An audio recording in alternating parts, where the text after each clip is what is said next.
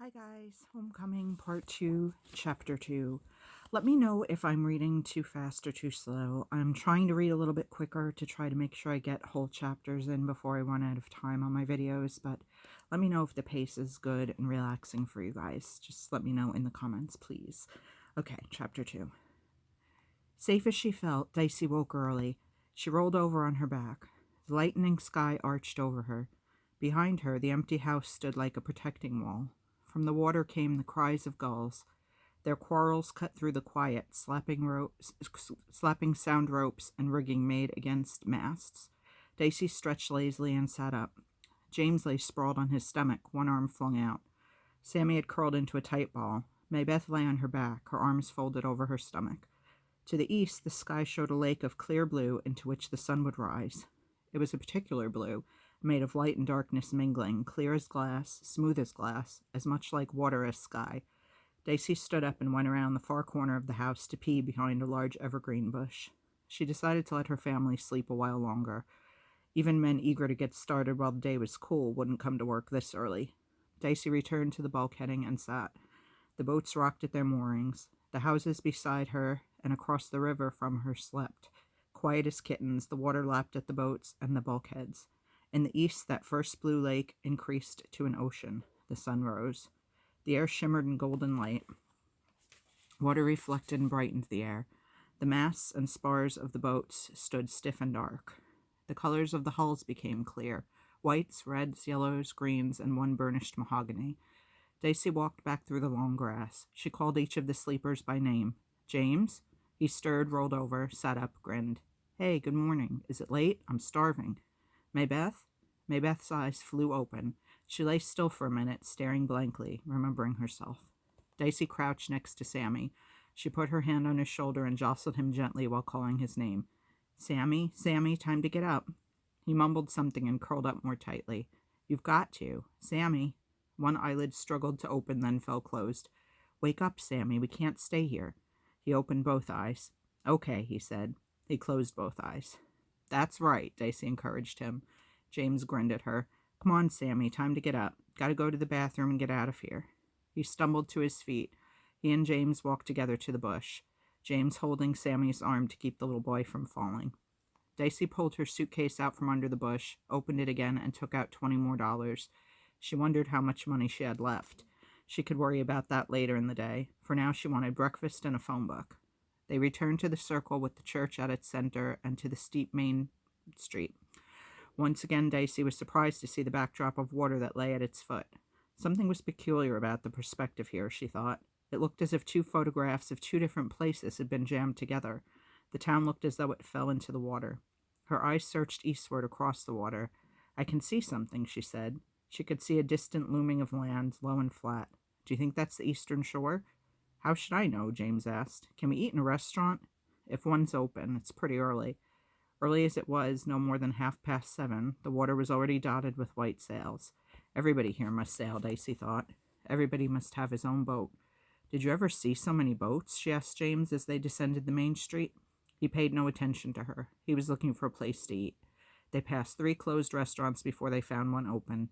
Its single narrow room wasn't air-conditioned, but the cool morning air came in through the open door and was moved around by a big ceiling fan. They sat down in a tiny booth. Dicey read the prices before she read the menu. Pancakes, she said. Maybeth, Sammy, and I can split an order. James, you can have one to yourself if you'll give me half a pancake. Is that okay? And milk. James was too hungry to argue. Dicey realized that they hadn't had enough dinner the night before. She would have to be careful about that. The counter was filled with people drinking coffee and reading papers. The little room hummed with activity as waitresses whisked about taking orders, bringing food. When Dicey paid the bill, she asked the man at the cash register where an Army-Navy surplus store was. He told her it was out beyond the bus station, and he took the time to be sure she understood his directions, even though there was a line of people behind her waiting to pay. Fast and relaxed, that's what it was like in that restaurant. It was that way out on the street, too. The temperature was climbing up, and the sky was bleaching yellow with heat. People were entering the little stores that lined the streets or standing in groups before the doors of several banks. The working day was about to begin, but almost all of these people turned before they entered to look down the hill to the water and boats, and then up the hill to the church within its ring of trees, as if they could take their own sweet time going into work. Some of them smiled at the Tillermans. Some wished them a good morning. At the Army-Navy store, Dicey studied the shelves of goods before she made her purchases. It was like a library in there, tall stacks of rods, shirts, hats, pants, shoes, and jackets, and tennis rackets and inflatable rafts lining the narrow aisles. Dicey picked out a 1-quart aluminum saucepan, 4 ponchos in children's sizes, a packet of hooks, and the smallest, lightest reel of fishing line she could find. After some thought, she chose a red canvas book bag and went to the front of the store. The jackknife she picked out of a glass-fronted case was the most expensive thing she bought. It had 2 blades, one large and one small, a gadget to open cans with, a little screwdriver, and a file. The bill came to $17 altogether, $17.24 to be exact. Dicey sighed but paid. She asked the salesman to put everything into the canvas bag except the jackknife. She slipped the jackknife into her pocket. It felt heavy and good there. Outside again, Dicey waited until they were out of sight of the store, then transferred everything from the suitcase to the canvas bag. She gave James the empty suitcase to carry and slung the bag over her shoulder, holding it by the rope that pulled its neck closed. It was much easier to carry than the suitcase, so much easier that she wondered why she brought a suitcase in the first place. Dicey went into the small bus station and set her empty suitcase down by the door. She went out to rejoin her family, entirely pleased with herself. "Now what?" she asked them. "What do you mean?" James asked. "What do you want to do now?" Dicey asked. "Get going," Sammy said. "I don't know how yet," Dicey answered. "I haven't figured that out. Are you tired?" None of them was tired. "Let's just wander around then, okay?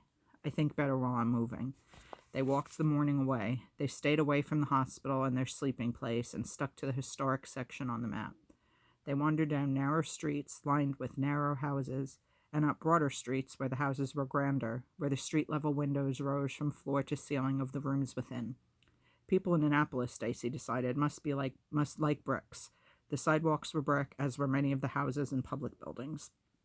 Dicey also decided that she liked brick.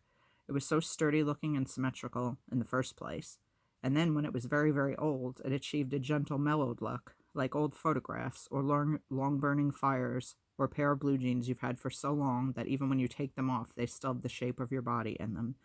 When brick aged long enough, it could look soft. They spent some time on the college lawn watching other people wander about. They spent some time on the main street, walking down to the foot where the crowds were just as thick as they had been the night before. At a stall in an open market, Dicey bought little sandwiches made of flat sausages and biscuits. Nobody stared at them. There were lots of kids messing around, and almost everybody, adults and children alike, wore jeans and shirts. Not full, but no longer hungry, the Tillermans sat by the water and stared. Lots of bare feet and long hair, like Provincetown, but also lots of gold watches and big diamonds and rings. Boys and girls together, men and women with their arms around each other's waists. "Too much lovey-dovey stuff," Sammy announced. Dicey noticed something else. Most of the young women wore no bras. Their breasts went jiggle-jiggle as they walked. Finally, she could hold her tongue no longer. "James, the girls aren't wearing bras." He turned red. "I noticed." "Do you see how they all go jiggle-jiggle?" "No, look. See the one with the long red hair? The pretty one with the eye makeup? Jiggle, jiggle, jiggle. See what I mean?" James giggled helplessly. Dicey joined in. Then she noticed a bridge down the river leading over to another part of the city. From where they sat, it seemed that this other part was given over entirely to boatyards and docks. "Let's go over there," she pointed. "Let's go look at some boats." "Do you think the jiggling hurts?" James asked her. "I'd think it would." "How would I know, James? I don't have bosoms." "Yeah, but you will." "I'll tell you about it if I do," Dicey said. "Do you want to go look at the boatyards?" "Could we row it?" James asked her. His brain, Dicey thought, must work twice as fast as hers. It had taken her all that time sitting there to think of the possibilities of a boatyard. "I don't know," she said. "First, let's see what's there. It might be 20 miles across. I'll check the map later." "We couldn't possibly row 20 miles, could we?" "Let's worry about all that later, okay?" They followed the water around to get to the drawbridge. Everywhere in Annapolis, fingers of water would appear at the ends of streets or around corners unexpectedly. Back in Provincetown, there was a belt of sandy beaches all around the town, except for the harbor side, where houses were built out over the water. Here the town crowded down onto the water, trying to get as close to it as possible, all the time, at every opportunity. They threaded their way through the crowds of tourists. They passed countless cars with license plates from many states, locked and empty. The drawbridge bumped out over the water. The air around it was a little cooler, so they stood for a while, leaning against the railing, looking down at the busy harbor. There were no working boats, just pleasure craft. The boatyards hummed with laboring. Some boats were up on racks, and men and women worked over the hulls, sanding, scraping, painting. One hull hung from a huge crane, ready to be returned to the water. Most of the boats were moored at docks that stretched out into the water. Many had people sitting on them, eating, reading. Others were empty, their sails furled, their hatch covers locked. The only rowboats the children saw were locked onto storage racks or tied on top of the cabins of the boats they belonged with. Nobody stopped the children or asked them any questions. Many people seemed to be wandering like them, just looking at the activity. More were at work on their boats, polishing brass, sitting on deck, splicing ropes, hosing down the sails. Daisy led her family out to the end of the dock. The bag over her shoulder had grown heavy, so she put it down. They all sat, staring out across the water.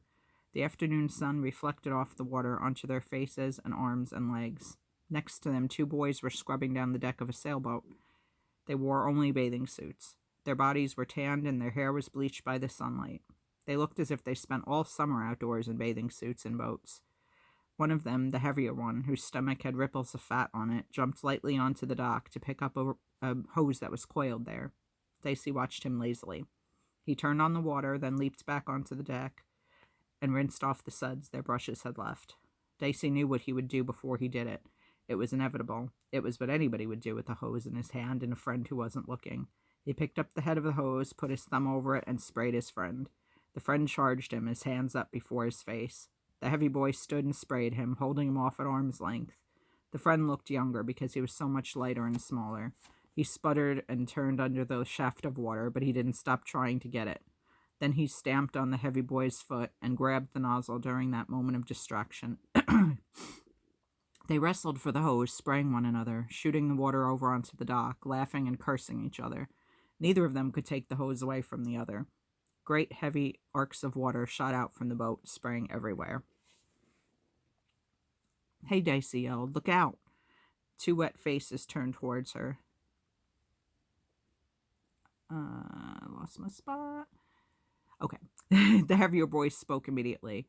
"I didn't see you," he said. "You really wet?"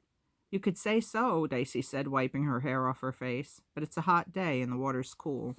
"That's true," he said, "but still, come on up and dry off."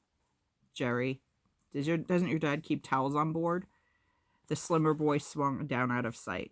He reappeared with 2 large towels. "It's okay if you want to come on board. It's my dad's boat." James looked at Daisy. Sammy was already standing by the bow. "Why not?" Daisy said. The boys pulled on the bow mooring line until the boat was only 2 feet off the dock. "Can you jump?" Daisy could and did. She reached out a hand and helped Maybeth over. James swung over on the hand of the heavy boy. Sammy refused help. He stumbled as his feet hit the deck and fell on his face. Jerry leaned a worried face over him, but Sammy came up smiling. "I said I could do it," he said proudly. "My name's Jerry," the slim boy said, "and this is Tom." Tom and Jerry. Sorry. Daisy introduced her family. They were given a tour of the boat, above and below decks. It was small, only 32 feet, but it had everything possible on board and everything tucked away in its own place. There was even a shower in the head, and the walls and floors of the tiny space sloped down, following the curve of the hull to a central drain. "You could live on a boat," Daisy said. "Lots of people do just that, especially in summer," Tom said. "I've tried to talk Dad into letting me live on her," Jerry said. "He just says I should be grateful he lets me have a key to her." "Grateful," he grinned at Tom. "I do enough work for him." "Let's take some Cokes up with us," Tom suggested. They were in the cabin at the end of their tour. The icebox was a 2-level locker holding a huge chunk of ice. Tom pulled out 6 cans of Coke and shut the heavy wooden door. Daisy took a last look around the cabin. A table was hinged so it could be pulled up flat against the wall and clamped there. This enabled the berth, which served as a sofa during the day, to pull out into a double bed. There was storage space behind and below the berths. The efficiency of it took Daisy's breath away.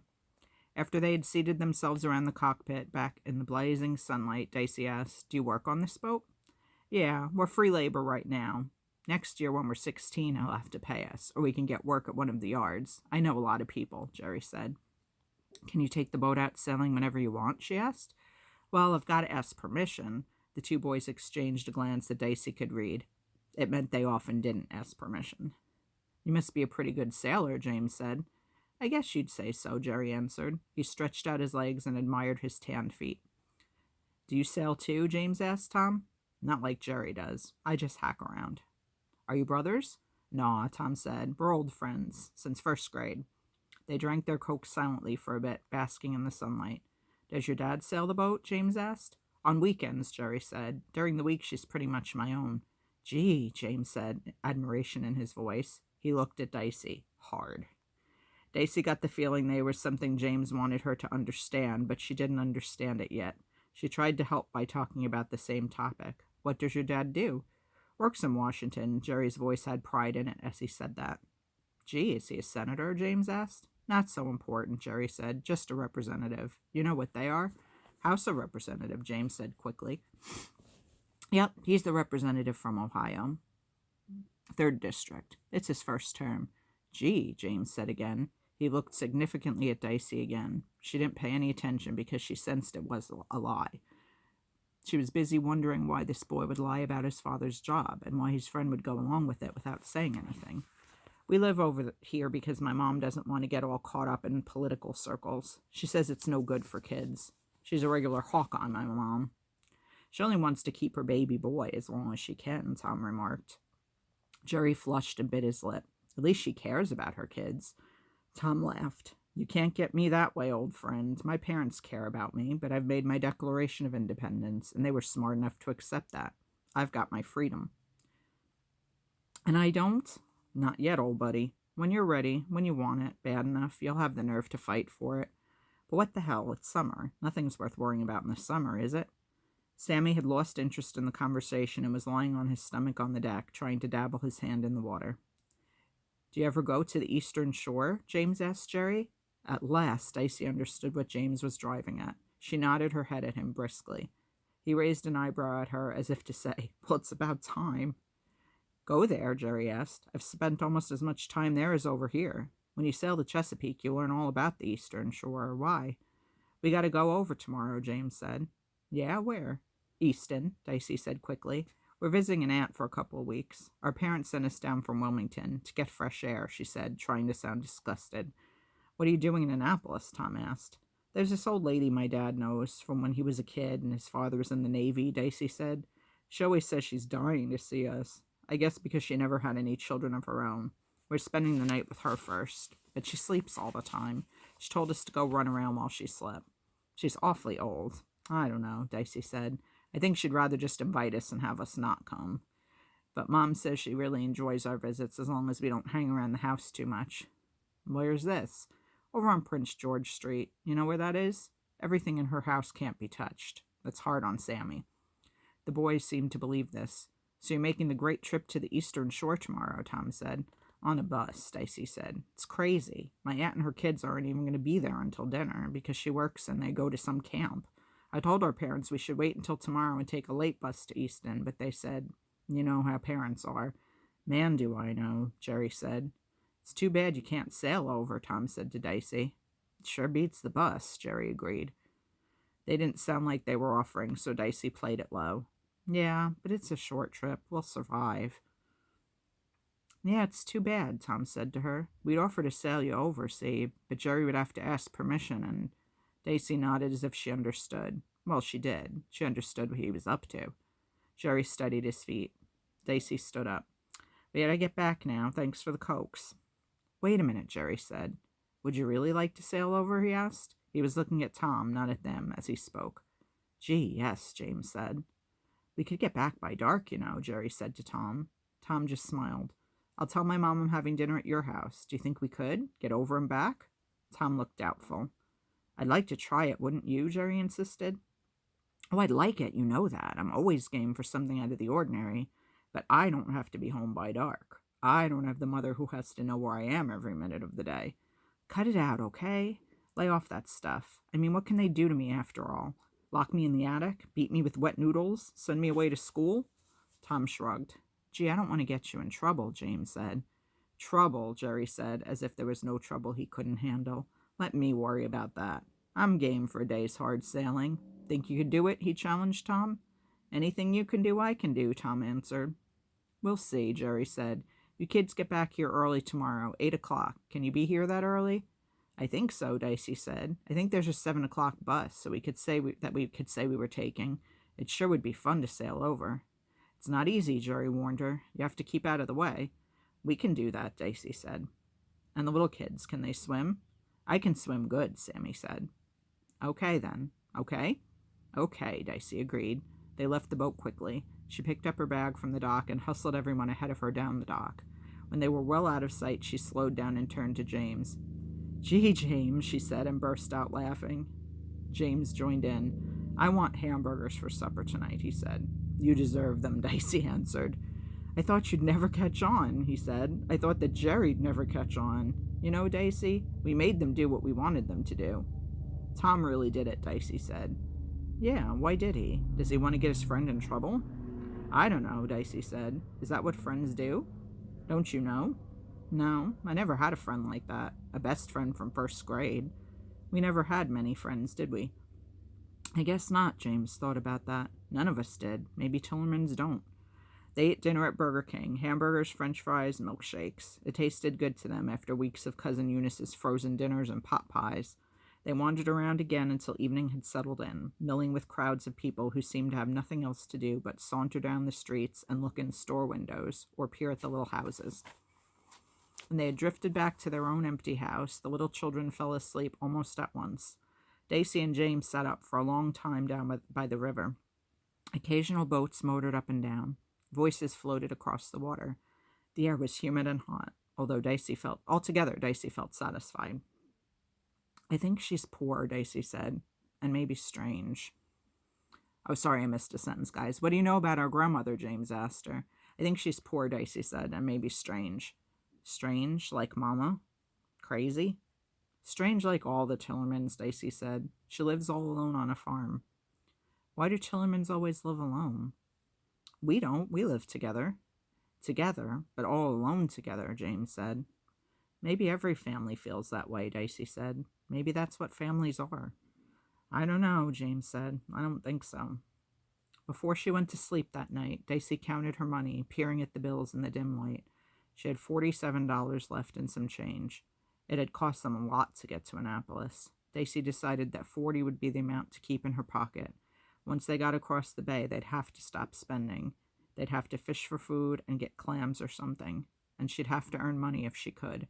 $7 could go a long way if it had to, if you made it. She'd make it go as far as she could. All the way to Crisfield, if she could. All right, guys, thanks for listening and watching. I hope you're enjoying. I'm just so in love with this book, and we've still got like at least a third of the way to go, so there's a lot more excitement to come. Please give this video a thumbs up if you enjoyed. Please hit that subscribe button if you haven't already, and you can always hit the bell icon so you'll be notified every time I post a new upload.